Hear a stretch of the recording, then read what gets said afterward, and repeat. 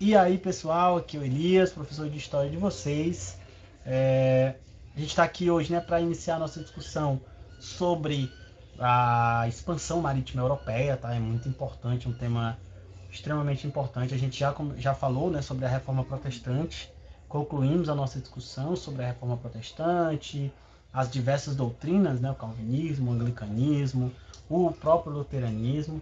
Também falamos sobre a reforma, a, como a reforma se espalha, né, pela Europa e as medidas que a igreja passou a tomar, no caso aí da contra-reforma e também no caso das outras medidas, né, a Companhia de Jesus, o próprio ressurgimento da Inquisição. Então, falamos bastante, eu acho que deu para ter uma ideia, né, mais ampla de um dos processos mais profundos, né, vividos ali na Europa durante a Idade Moderna. Mais ou menos no mesmo período, e aí é importante a gente ter isso em mente, porque a, a reforma ela ocorre, né, e ela atinge de maneira mais central a igreja, né, e a própria questão, a relação da cristandade ali na Europa do século XVI. Paralelamente, ou seja, são coisas que estão acontecendo basicamente no mesmo momento, nós temos o início, né, do processo de navegações, da expansão marítima europeia, e, e tudo isso vem junto com uma série de fatores. Então, a expansão marítima foi justamente um momento aí bastante complexo que traz muitos pontos a serem discutidos para a gente poder entender o que foi essa expansão marítima e por que ela ocorreu da forma que foi, tá? Então, leiam o capítulo, né? É o tema 1 da unidade 3. É muito importante vocês lerem, fazer as anotações que forem preciso. Dúvidas, mandem para mim lá no Google Class, que eu irei responder, e a gente vai discutindo a partir disso, tá? Então vamos lá para nossa aula. Pessoal, o que a gente tem, né? A expansão marítima europeia, ela é basicamente, né, definindo de maneira geral, a expansão marítima europeia foi um movimento de expansão territorial, né, iniciado ali nos séculos XV e XVI pela Europa, que leva, por exemplo, à descoberta da América, né, e a conquista da América de maneira geral, né? Então, a expansão marítima europeia é isso, né? Esse movimento de navegações em busca de novos territórios que como consequência, traz aí a descoberta da América e a ocupação do continente americano lá no século XVI, século XV e XVI, tá? Então, para a gente entender, né, por que a reforma, ou por que a expansão ela ocorre, a gente tem que ter uma visão bastante ampla, tá? Porque são muitos fatores, são vários fatores que colaboraram para o surgimento e que possibilitaram essa empreitada, tá? Então, a primeira grande causa desse processo era a busca por vamos dizer assim, uma nova forma de chegar aos territórios orientais, né? Estabelecer o comércio com o Oriente. Comércio com o Oriente, ele já, na verdade, descendia de muitos séculos anteriores. Na verdade, a Europa sempre teve uma relação bastante estreita, né, com o Oriente, o comércio de especiarias e de mercadorias que vinham uh, da região da Índia, da China, né, e que foram se aprofundando ao longo da Idade Média com a própria chegada dessas especiarias, né, a difusão dessas especiarias pela Europa. Isso fez com que essa relação ela fosse aprofundando, né? A seda também era um tecido que já vinha sendo comercializado com a Europa há muitos anos. E então era um comércio muito intenso, né? E um comércio bastante lucrativo para aqueles mercadores. E aí uma série de mudanças ocorrem ali na Europa e no Oriente Médio, por exemplo, a derrubada, né? A conquista de Constantinopla pelos otomanos, fez com que esse contato com o Oriente ele fosse sendo ameaçado. E aí, ao longo do século XV e XVI, buscava-se, né, novos mercados, principalmente com a região das Índias, né, no caso da Índia e da China, regiões orientais. Atrelado a isso, a gente tem a busca, né? Porque assim, com a tomada de Constantinopla, muitos comerciantes passaram enfim, né? Perdi minha concentração com a zoada desse bicho. Só cortar. Então, além disso, né, você tem a busca desses mercadores para favorecer um comércio cada vez mais lucrativo e, ao mesmo tempo, baratear suas mercadorias, né? Principalmente a partir do século XV, com a conquista lá de Constantinopla, muitos mercadores começam a pagar impostos, isso vai tornando as mercadorias mais caras, né? E aí, claro que quanto mais cara essa mercadoria, mais difícil é dela ser comercializada, ou ainda vai ficando mais difícil para esses mercadores manterem esses negócios. Então, quer dizer, haviam muitos problemas, né? Fora os saques que ocorriam, né, nas rotas comerciais terrestres. Tudo isso vai, de certa forma, incentivar, vai levar a burguesia comercial a tentar encontrar novos meios de chegar ao Oriente, novos mercados no Oriente, que permitisse, né, outras mercadorias talvez mais lucrativas, talvez mais baratas, e isso, claro, né, e possibilitaria o enriquecimento dessa burguesia. Então, esse fator econômico ele é um fator muito importante, né, nesse processo, tá, do investimento, né, nessas viagens, né, principalmente porque naquele momento essas viagens eram um tanto quanto questionáveis, né, por conta de que não haviam sido feitas anteriormente e tal, e aí havia uma certa incerteza em relação à efetividade dessas viagens, mas isso vai fazer com que muitos passem a investir nisso. Então, esse aspecto econômico garante, por exemplo, um apoio muito grande da burguesia, né, da burguesia comercial, da burguesia mercantil, que via nessas viagens a possibilidade de enriquecer, sem dúvida, né? Do outro lado do processo, nós vamos ter o chamado ideal cruzadistas, principalmente ligado aos reis, né, os reinos europeus, que tinham acabado ali, muitos deles acabaram de surgir, de se unificar como reino, né?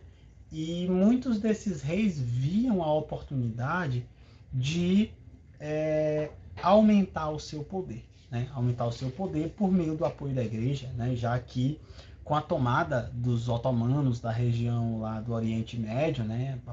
A tomada de Constantinopla reflete a expansão do chamado Império Otomano.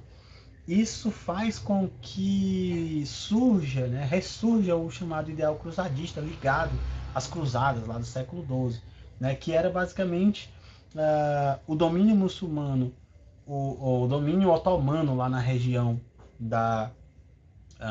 ali, né, de Jerusalém, do Oriente Médio e tal, da Palestina, leva, né, uma dificuldade cada vez maior de contato com Jerusalém, né, que é uma cidade muito importante para o cristianismo, e também havia o interesse da igreja, né, de exercer o domínio sobre aquela cidade. Então muitos reis vão ver nisso uma oportunidade, né, de estabelecer esse contato, né, com a igreja, né, a expandir o cristianismo, e isso vai se colocar de tal forma que esse ideal cruzadista ele vai, inclusive, ser fundamental, por exemplo, para o processo da Contra-Reforma, principalmente naqueles reinos católicos, né, como a Espanha, Portugal, que vão investir nessas viagens como forma de expandir esse cristianismo, né? Não é à toa que o cristianismo ele passa a ser levado, né, para diversos locais, seja no Oriente, né, em busca de expansão dessa fé que teoricamente estava ameaçada ali pela Reforma Protestante. Também você vai ter o envio dessas missões, né, cristãs, no caso principalmente da Companhia de Jesus, para a América, né, catequizar os indígenas. Então esse ideal cruzadista de livrar o Oriente também dos otomanos, mas principalmente de converter os infiéis, ele se atrelava principalmente a esse interesse de muitos reis de fortalecer o seu poder a partir do apoio da igreja, né? Além disso, pessoal, a Europa ela vivia um momento muito importante que é ali o surgimento do chamado mercantilismo, né, que é um conjunto de práticas econômicas que surge ao final da Idade Média, né, com o fim do feudalismo, ali, com a crise do feudalismo, passam a surgir essas práticas que levam o nome de mercantilismo. E uma das características fundamentais do mercantilismo é o chamado de metalismo, né, ou seja, a ideia de que a riqueza de uma nação ela está atrelada à quantidade de ouro, de prata, ou vamos dizer assim, de metais preciosos que ela possui.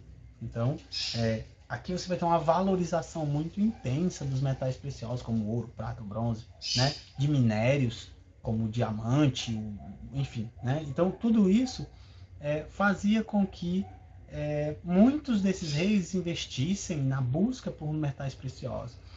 A partir dos séculos XV, principalmente, você vai ter uma queda bastante acentuada aí da quantidade de metais preciosos na Europa, né? Em decorrência dessa exploração que passa a se acentuar ao longo dos séculos XV e XVI, e muitos desses reinos passam a buscar esses novos metais em outras terras. Não é à toa que assim que a Europa, que a América ela é descoberta lá pelo Colombo, as primeiras ordens são justamente para encontrar ouro, né? A busca pelo ouro, a busca por metais preciosos que pudessem enriquecer esses reinos, né? O Brasil também passa por isso, né? Portugal passa a procurar ouro desde lá de 1500, né? 1530 mais ou menos, até o século XVI, XVII, quando se encontra o ouro propriamente dito, né? Aí como eu falei, né? A busca por novos fiéis, que está atrelada a esse ideal cruzadista, né? Então a busca desses novos fiéis, ele se relacionava com aquelas medidas da Contra-Reforma. Então, buscar ouro, buscar terras, buscar novas mercadorias, também se atrelava ao ideal de converter povos não cristãos ao cristianismo. Né? Então, principalmente quando os europeus chegam aqui, que eles encontram os indígenas, né? E a religião indígena ela era muito diferente, né? O modo de vida indígena ele era muito diferente do modo de vida europeu. Esses indígenas passam então a se tornar alvos, alvos de grande importância nesse processo de conversão, né? De conquista, né? De novos fiéis. Conquista entre aspas, porque literalmente, né, você tinha ali a imposição do cristianismo a esses povos dominados. E isso vale para a América, mas também vale, por exemplo, para a África, né? Os portugueses, europeus, eles vão formar entrepostos comerciais em vários locais da costa da África, onde eles vão negociar, né, posteriormente escravizados, e também vão tentar estabelecer núcleos de missões jesuítas para tentar converter essas populações. No Oriente também o cristianismo se expande até o Oriente, então você vai ter missões jesuítas lá no Oriente, né, na China, na Índia, e isso vai fazendo com que houvesse aí, atrelou-se, né, essa expansão marítima também a tentativa de expandir o cristianismo, tá? Então aqui uma imagem aqui legal, né, só para a gente ter uma ideia aí desse processo de conquista, né, de expansão, que por muito, que era uma visão bastante ambígua, né? Para alguns era um processo inovador que levaria a uma modernização, né, vamos dizer assim, mas para muitos também era visto com certo receio, tendo em vista que não haviam muitas garantias, né, já que o mar não era muito tão conhecido, não haviam certeza de que essas terras elas seriam realmente proveitosas. Então, quer dizer, tem várias questões que envolvem esse momento anterior ao próprio processo de navegação. Então, não foi uma coisa rápida, não foi uma coisa fácil, tá? Existiam muitas questões a serem pensadas antes de se lançarem aos mares, né? Por esses reinos precisavam pensar em muitas coisas antes de se lançarem aos mares. Aqui é uma pintura do Alfredo Roque Gameiro, viveu no século XIX aí, ó. Né? Então, aí a partida de Vasco da Gama à Índia em 1497. Então, pessoal, por hoje é só. Na próxima aula a gente vai continuar discutindo, né, sobre os desafios, quais eram os problemas que existiam para enfrentar essa empreitada, né, que eram as navegações. E aí vamos discutindo cada um dos aspectos desse longo processo que foi o processo de expansão marítima da Europa. Também vamos falar sobre a expansão localizada, no caso Portugal, Espanha, o processo de conquista da América, para a gente poder entender de forma profunda como isso ocorre, tá bom? Então, anotem suas dúvidas, tá? Me envie lá no Google Class que eu irei responder o quanto antes, tá bom? Então, muito obrigado por assistir e até a próxima.